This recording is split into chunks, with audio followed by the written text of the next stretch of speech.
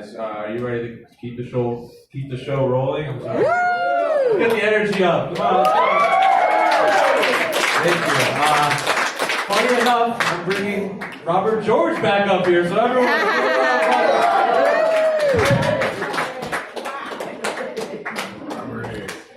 So, despite that gentrification, I tell you, it's so nice when my Jewish landlord rents out more space for me here. I mean, thank you, Jake. I really do appreciate that. So I have been paying attention to what's been going on here tonight. I know we've got this wonderful couple right down here that's been married for 57 years. Is that what I heard? 57 years. Sir, you must have committed some great crime that you couldn't get out for good behavior. I mean, 57 years is quite a lot, I mean. That's just absolutely wonderful over here. And over here we've got this nice couple that's not really a couple. I just kind of say that though because you look cute enough to be a couple. Though for some reason I don't think her husband, who's one of the producers, would exactly how close you guys look. But I tried. And as Dan himself pointed out, his own wife isn't really sure about the whole gay thing either. Yeah. So here we are. Anyway, Dan we all talked a little bit about our identification and things like that. At least Dan did. I should tell you that I identify as a Catholic, West Indian, black, gay Republican.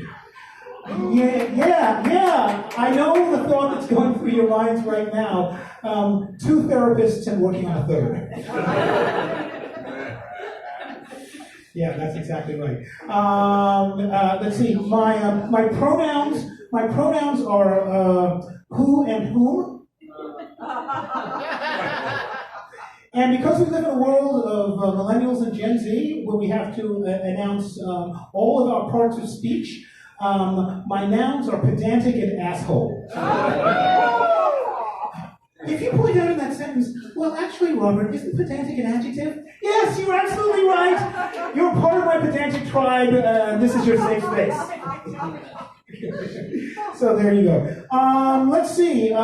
Quick question here. Does anybody know the Myers-Briggs personality test? Does anybody do that test? No. Well, did somebody say yes? Yeah. Okay. If you do you know what your letters are? Anything like that? ENFJ. You're ENFJ. Okay. Well, thank you very much. Myers-Briggs it assesses whether you're logical or intuitive and so forth, and it's got 16 different types, and they break them down into these various letters. I recently took the test, and I found out that I am the rarest personality type out there. I'm an NTBM, a non-threatening black man. Rarely seen in the wild, but here I am. We bored down a little bit more. We found out I'm actually an NTBM OACA, a non-threatening black man of a certain age. Yes, I'm not going to share exactly what that age is, but you might have guessed that I'm an OACA because I'm wearing our official uniform right here. We call this the Freeman's Cap. It has nothing to do with slavery. It's just named after our founder Morgan. So let's hear it from Morgan. Yes, exactly. So anyway, I'll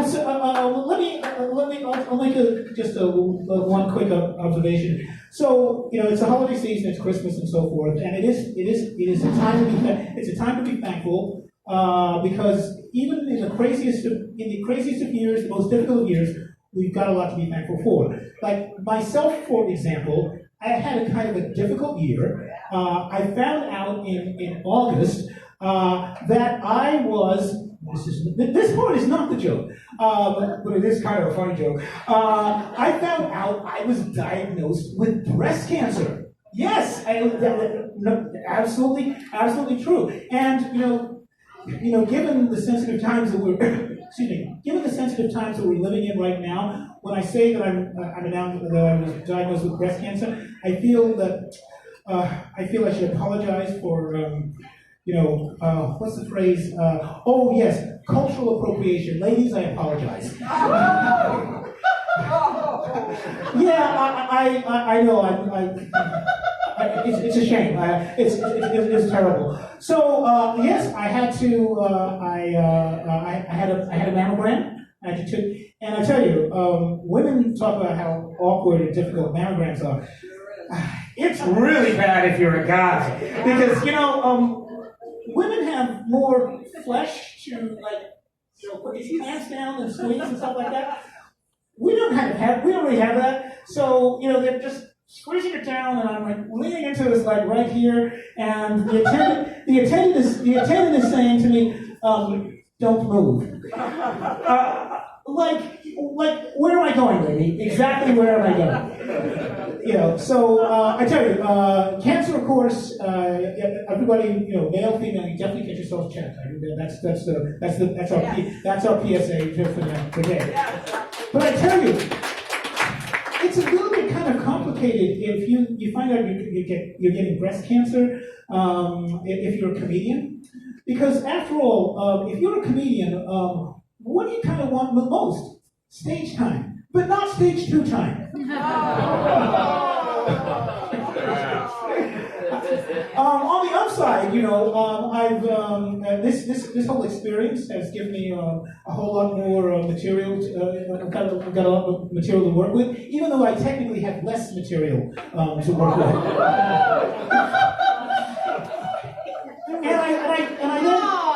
I think about the whole experience, and I've got, technically speaking, because I've had breast cancer, I've technically had top surgery. After this experience, I had these tubes coming out and draining me and so forth, and they got twisted around.